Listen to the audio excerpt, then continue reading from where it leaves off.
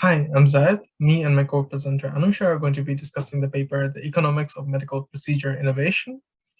This is a paper that mainly discusses the economics of medical procedure innovation, something that hasn't been studied as much as other types of innovation in the medical field. For introductions, what are these innovations that we see in the medical field? The biggest is pharmaceutical innovations. Innovations in medicine in general and medical technology have been one of the main forces behind a higher life expectancy, and they're the most prominent type that economics has focused on is pharmaceutical innovations, but there's other types of innovations, for example, in medical devices and in procedures and how surgeries are conducted or best practices for diagnosis and things like that. But because pharmaceutical innovations have the most amount of data, they have the most regimented and most clear approval process and development process, which has a lot of documentation at every stage. These are the easiest to analyze and they're the most commonly analyzed. Particularly new molecular entities, which are not recombinations or reformulations of old drugs, are the ones that get the most amount of focus. And so similarly to that, when we shift to procedure innovations, we will be focusing on the most innovative forms of procedures as well to match the type of trend that we see in other areas of innovations in medicine.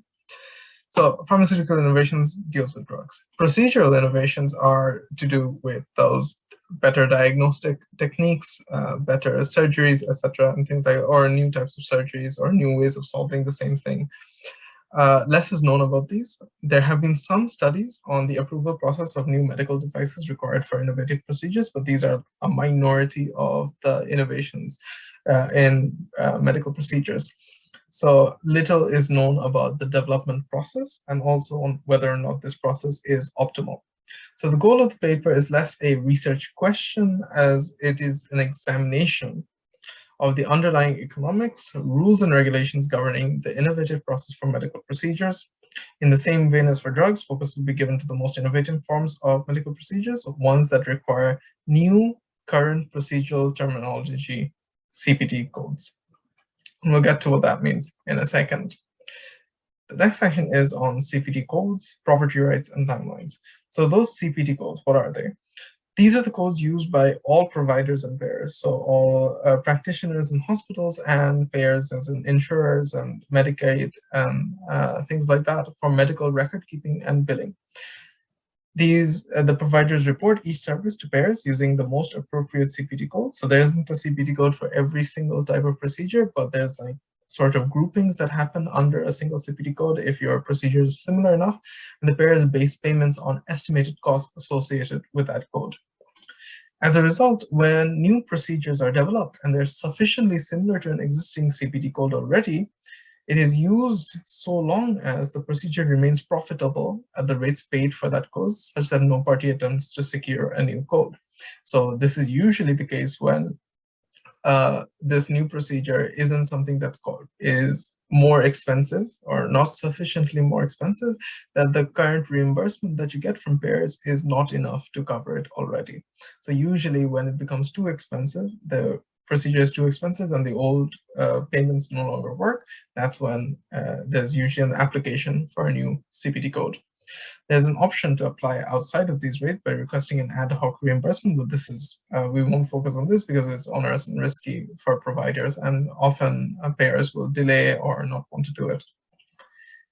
So the property rights of procedures. This is a important topic because it really shows the difference between pharmaceutical innovations and procedural innovations. There's a lot of talk about whether or not pharmaceutical innovations, property rights and patents carry on for too long, and whether or not like evergreen policies and recombinations should be allowed to have patents and things like that. The opposite is the case for procedures, because the American Medical Association, the AMA, the biggest body in this field, condemns the practice of patenting medical procedures. They want an open exchange of medical informations. Courts might be reluctant to uphold procedural patents, which, if they do exist, are much shorter than pharmaceutical payments. They are likely to uphold it if it does not also have a patented device. So procedure, if it doesn't require a patented device, is very difficult to fight in court. So innovators of surgical procedures, often physicians, lack property rights to their innovations, very different from the pharmaceutical case. The motivations for these innovating physicians then is mainly reputation and career outcomes. They're invited to conferences, they work at better practices, they have financial benefits, they get awards and things like that. But even then, despite getting a lot, and many have made great careers through innovations, it's much, much less than the benefits that pharmaceutical innovators and physicians who are in pharmacy end up getting for creating new types of drugs. And this is not because procedural innovations aren't as important or aren't as useful or as do not have as much welfare gains. It's a matter of appropriability. How much of that benefit can you accrue to yourself? And because of these property rights and reduced property rights, it's not as much for procedural innovations, and as a result, the outcomes and the gains for innovation are lower. So the first effect of these lack of property rights is the appropriability. Firms and profit maximizers will only try to innovate when they can guarantee that the benefits of the innovation will accrue to them. And so they're most likely to innovate if the innovation has those patented medical devices, which they can actually fight in court for. Because now they've got to say that they're using a device that they're not authorized to use or they're not authorized to make. And the other problem is the commons problem. So the costs of innovation are private, but the benefits are public and shared. And these costs include the initial experimentation phase and also the navigation of the CPT approval process. So at the point where you want a new CPT code for the procedure you've innovated, you're going to have to spend a lot of time and money to get through this. The latter can be mitigated by groups of physicians working together to bear the administrative coding costs. And that is what we end up seeing. We see that the appropriability causes the firms to be more likely to have innovative CPT code approvals, applications, when there's a medical device that's associated. And similarly, for those which do not have these medical devices, and in general, we will see medical societies apply. So that's the first key finding: response of innovators to limited property rights. When there are patented devices and hence appropriability, private firms are more likely to apply. When there are none, medical societies are more likely to apply due to the commons problem. The second thing is the CPT approval process. 3 CPT editorial panels are held by the AMA, the American Medical Association, every year to review and change and edit and add different CPT codes. The FDA, the Food and Drug Administration, is only involved if a new device is being brought in to the sphere. So, for example, there's a new way of treating cancer and that requires a new type of device. Whether or not this device is safe to be used on people is something the FDA is going to look into. But beyond that, the FDA has no role in the CPT approval process. It's just to check whether a device is appropriate. Once a CPT code is assigned, providers must use that CPT code for the procedure, even if it was financially advantageous to use a different similar CPT code. So if they were using another CPT code until then they can't, once a CPT code has been assigned, they can't still go back to that one. They must use this more accurate CPT code for the procedure. There are 2 types of CPT codes that we'll be discussing, the major types. CPT-1 codes, these are the bulk of the 10,000 CPT codes, representing nearly all the procedures in medical practice, and these are reimbursable. So when you report these kinds of codes, the insurers, the payers are very likely to pay you back. CPT-3 codes are temporary. They're assigned and they're designed to track the use of emerging procedures while evidence accumulates on whether or not a CPT-1 code should be assigned. They are not reimbursable. So, because usually payers will think they're experimental and not necessary, and they're sunsetted after 5 years unless extended or promoted. So they're only there for 5 years usually, and around 30% of them end up being promoted to full CPT-1 status. Then we have the timeline for this procedural innovation. So how does it really happen? It's difficult to have a starting point and an ending point for innovation. It's a continuing process, but to get values for this, we have to choose some. Previous studies for pharmaceutical innovations have shown that the timeline from the synthesis of a new drug to its approval is around 12 years. And in other studies, for procedural innovations, they have estimated much shorter times. And this is usually an underestimation because they focused on specific stages of the development. So for example, from the point at which you apply for CPT3 to the point where you do get CPT3, but that's only part of the process and not the whole process. And so they've underestimated, or they didn't just observe like the entire administrative process. So this paper looks at medical procedures starting from the starting point for medical procedure innovation is their first utilization of a procedure on humans. The endpoint is CPT3 approval, the temporary CPT3 approval by the American Medical Association.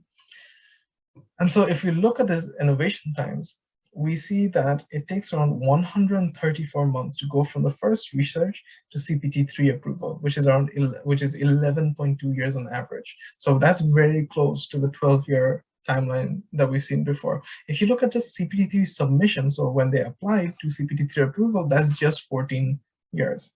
Right? Sorry, 14 months, which is very small, which is why we had this underestimation all this time.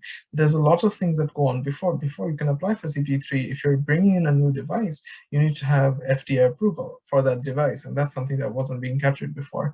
So all of these end up adding up to 11.2 years.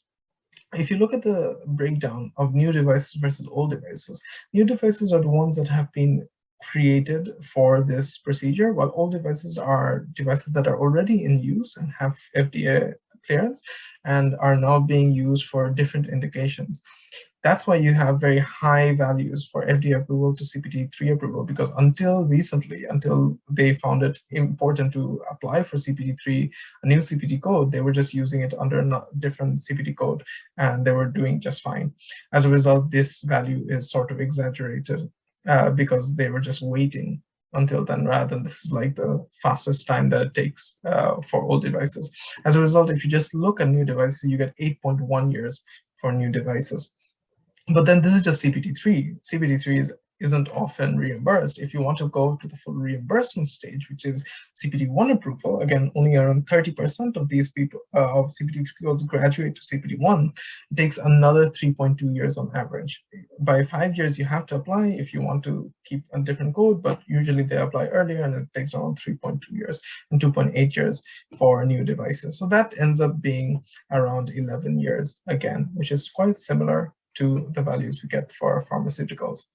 This delay between CPT3 approval to CPT1 approval, where they're waiting for this to become viable and reimbursable, and the delay from FDA approval to CPT3 approval, where they have the patent, they have it approved by the FDA, but it's not still a new procedure, these all end up eating into the patent market exclusivity time. So you created this new product and you want to sell it, but you're not getting any money for it because you're waiting for all these procedures to happen, which eats away at your patent's life.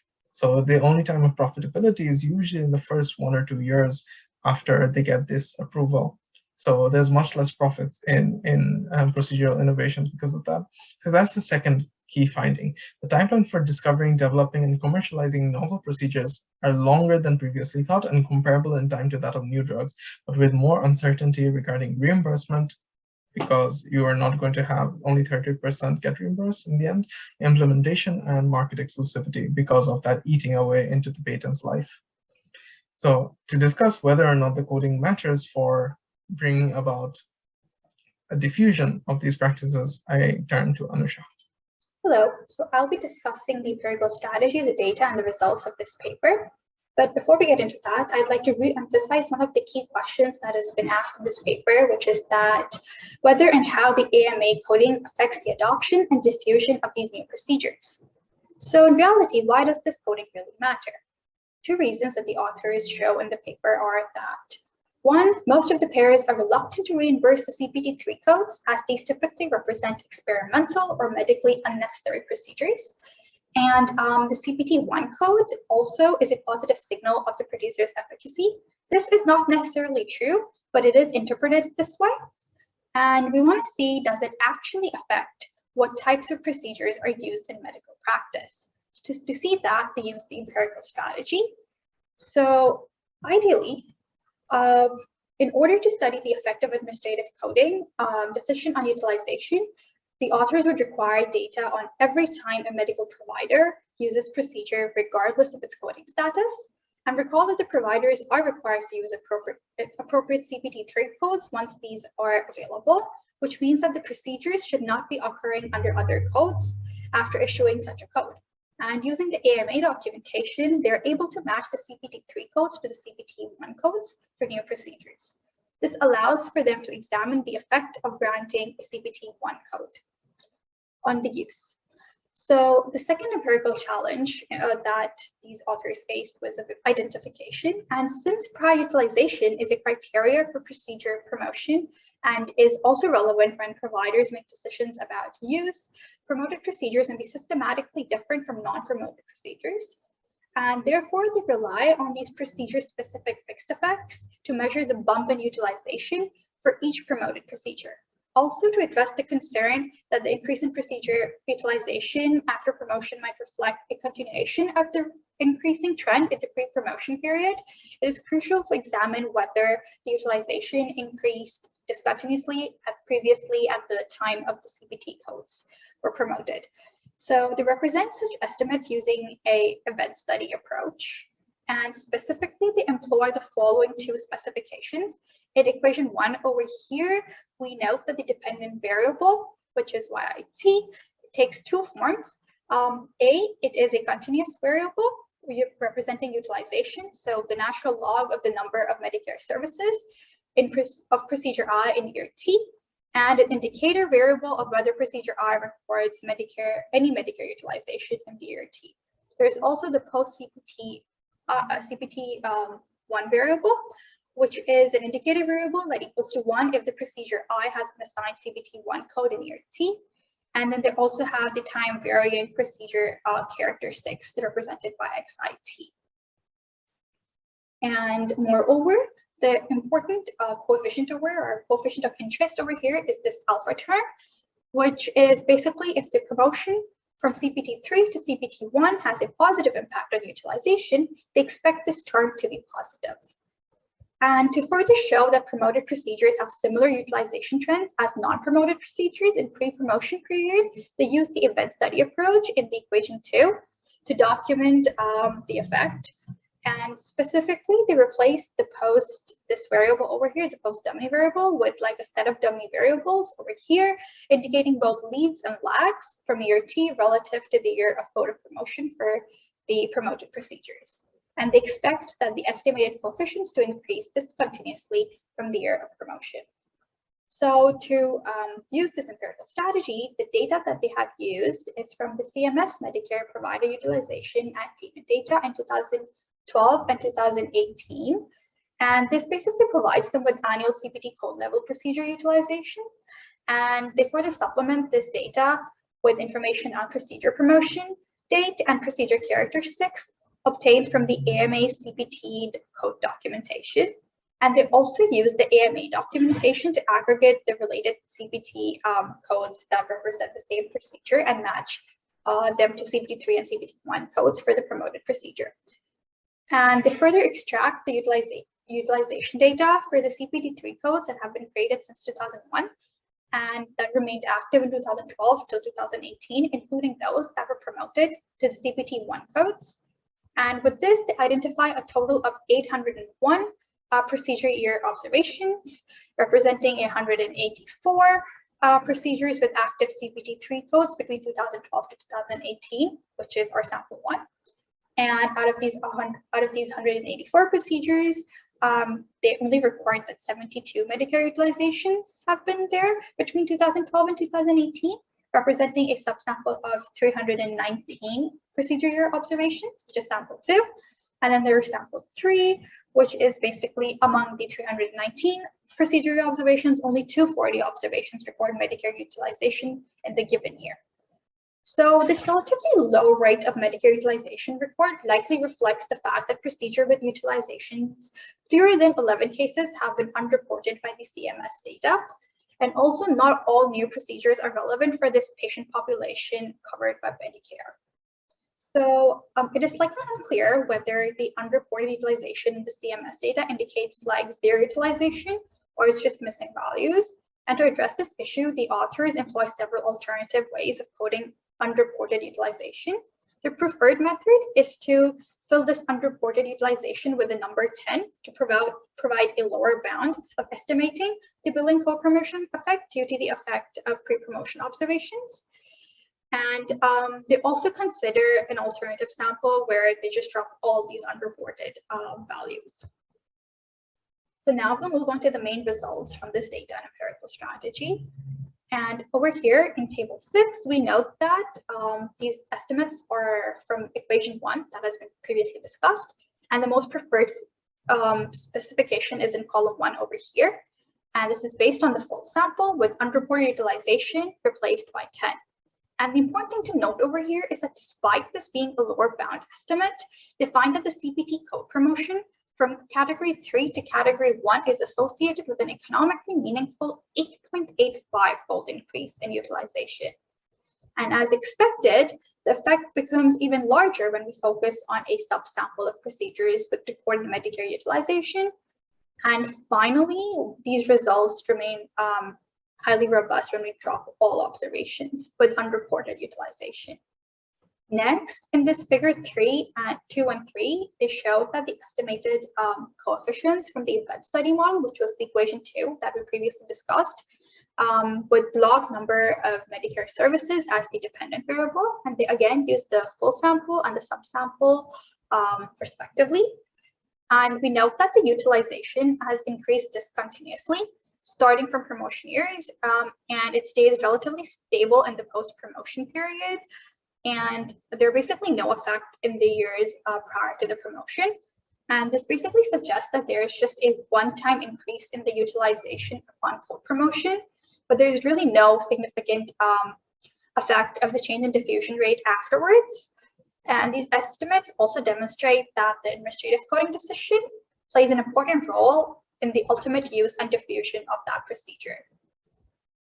So next, the authors focus on this question whether there is heterogeneity in the main effect due to the involvement of exclusive patent devices or non-exclusive devices or just no devices. And I think the main result from this table is basically that the increase in utilization due to CPT code promotion is stronger among procedures that involve medical devices, so both exclusive and non-exclusive devices. And there could be really several explanations for this. First, the device manufacturers might invest more in promoting their device when the relevant procedure is reimbursed. Second, the procedures involving device might be difficult to claim under existing codes, and procedures without devices might allow for more flexibility in claiming them. And I think with this, we can summarize our last finding, which is basically the importance of securing a CPT code for the pace of diffusion of new medical procedures. Which is basically that the promotion from category 3 to category 1 causes a nearly 9-fold increase in utilization and is particularly important for procedures that require medical devices. So what are these mechanisms behind these increase of diffusion procedures? The authors note 2 mechanisms. One is the certification mechanism, which is that approval can basically certify the quality of the procedure. And the second is the financial incentive mechanism, which is that the promotion of the CPT codes from temporary status of CPT 3 to a permanent status of CPT 1 allows for payer reimbursement. And to basically test for this certification mechanism, they measure the amount of existing knowledge of a procedure at a time a CPT code promotion using the number of relevant peer-reviewed publications recorded in the PubMed. And they say that if the certification mechanism is important, they expect the code promotion to have a larger impact on utilization for those procedures with fewer publications. They also define the procedures with less than the median number of existing publications as having fewer publications. So then they conduct this analysis by the level of existing publications and present the results, which are over here. And I think the important thing to note again over here is that it doesn't really support the certification mechanism, that utilization increases after CPT code promotion are basically similar across procedures with differential levels of existing knowledge. And this sort of provides an indirect evidence of the importance of the financial incentive mechanism. And physicians may have information about the procedure as evidenced by prior publications, but they do not really adopt it until they can bill for it. And next, we can move on to some additional findings. So some additional evidence on the doc procedure and innovation is basically that in documenting these CPT approval processes, one to be struck by the relatively small number of new procedures. So over the past few years, 10 years to be precise, the AMA has approved fewer than 14 procedures for the CPT-3, and these are just 14.3% per year of the CPT-1 promotions.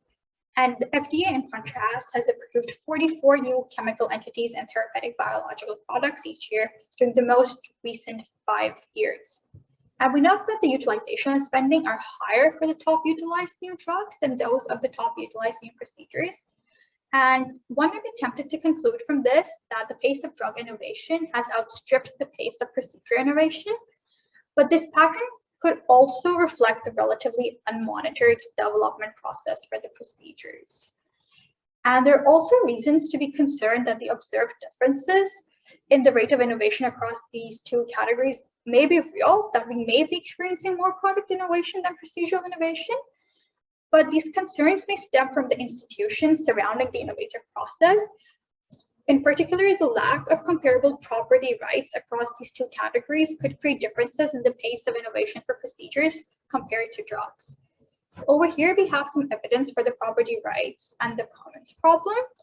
And this table basically just shows us that it's again consistent with the role of medical societies in solving the commons problem.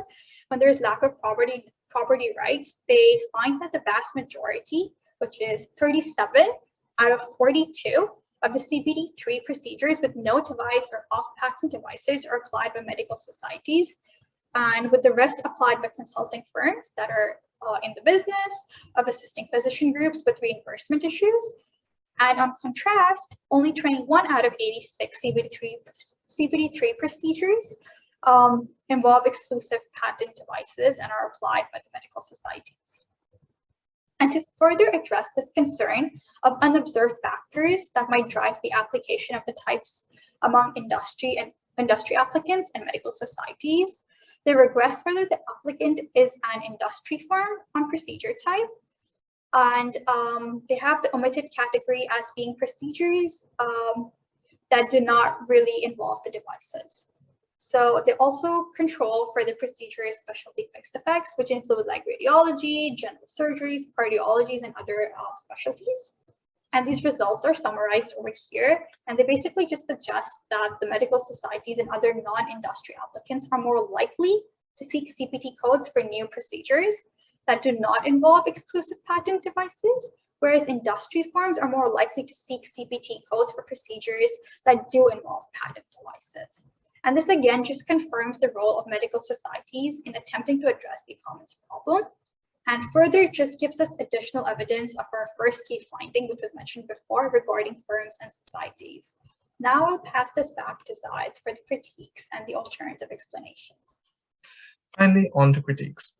First, there is a lot of external validity critiques that you can say about this paper. It is extremely America-centric and is, as a result, extremely sensitive to lots of quirks in America, such as how the American Medical Association carries out its approval process, what is the kind of returns innovators get in America, or what's the level of innovative activity in America, and things like that.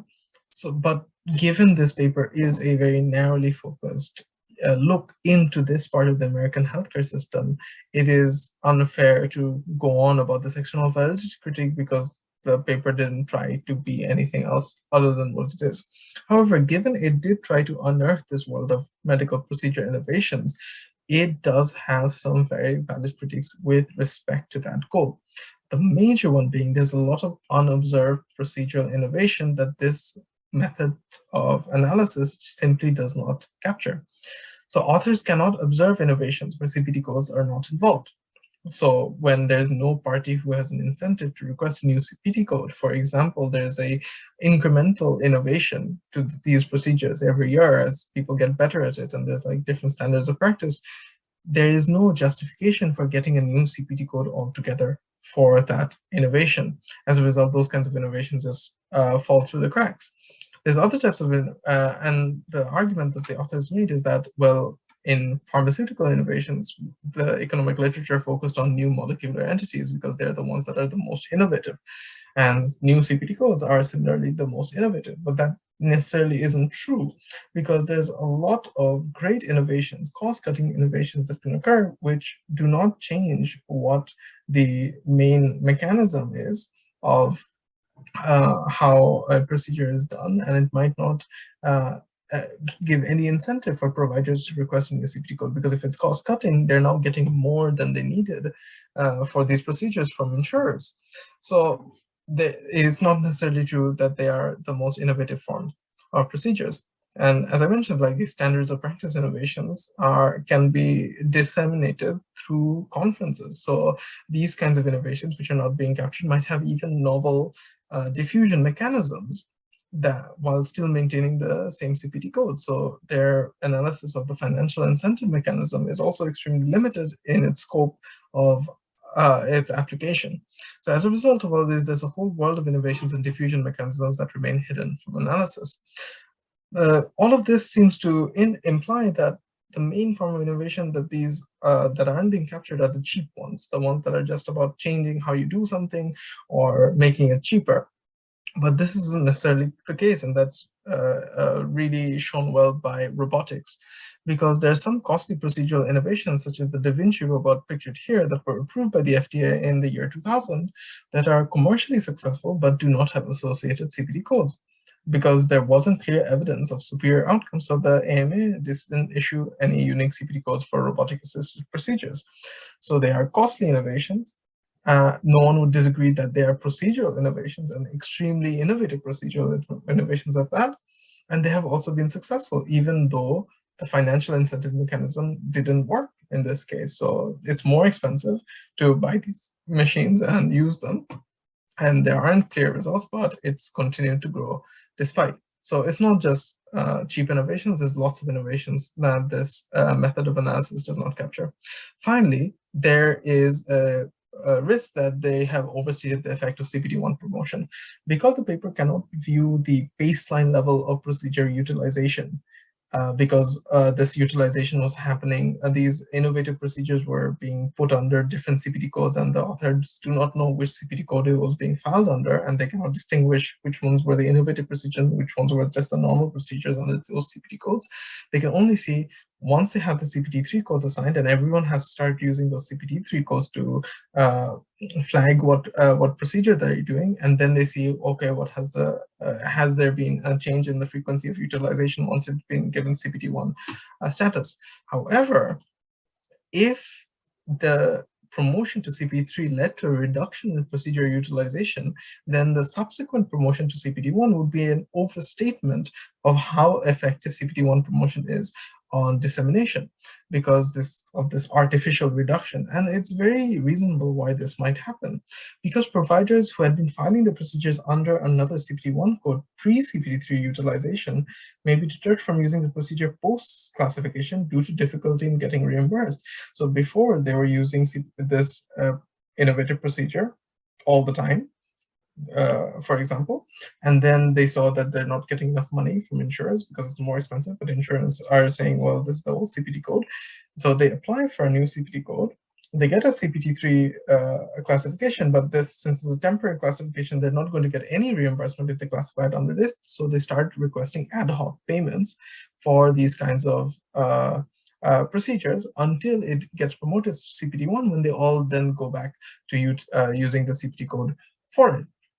So this artificial reduction in procedure utilization right after they get CPT3 approval will then make the data look like, oh, there's been a 9 times increase in utilization, when that hasn't actually been the case in real terms.